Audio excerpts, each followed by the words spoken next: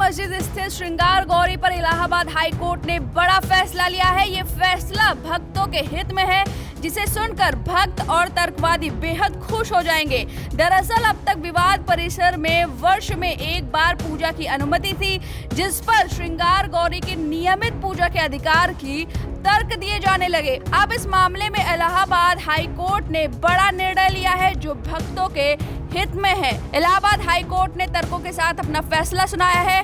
High court ने क्या कहा, चलिए आपको बताते हैं। कोर्ट ने कहा, वर्ष 1990 तक रोजाना मां श्रृंगार गौरी, हनुमान और गणेश जी की पूजा होती थी।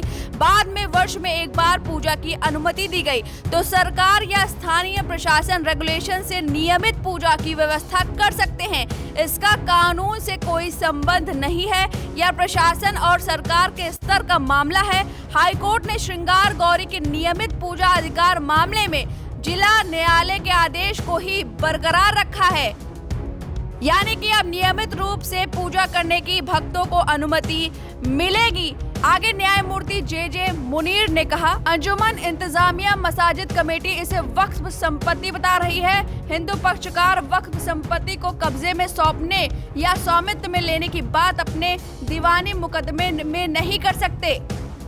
हिंदू पक्षकार वक्फ संपत्ति को कब्जे में सौंपने या स्वामित्व में लेने की बात अपने दीवानी मुकदमे में नहीं कर सकते।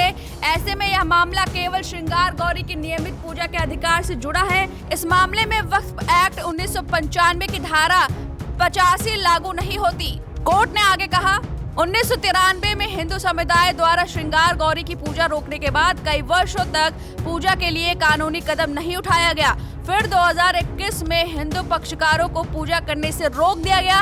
इससे इनके प्रतिदिन पूजा के अधिकार की मांग समाप्त नहीं होती। कोर्ट ने कहा कि हिंदू पक्ष श्रृंगार गौरी, भगवान गणेश और हनुमान जी की पूजा के अधिकार की मांग कर रहा है। अब कोर्ट का यह कहना है कि मस्जिद को जब एक साल में एक बार पूजा से खतरा नहीं, तो रोजाना कैसे हो सकता है।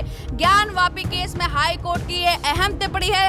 अब इस टिप्पणी पर आपकी क्या राय है, हमें कमेंट करके जरूर बताएं। वीके न्यूज, राष्ट्र के नाम।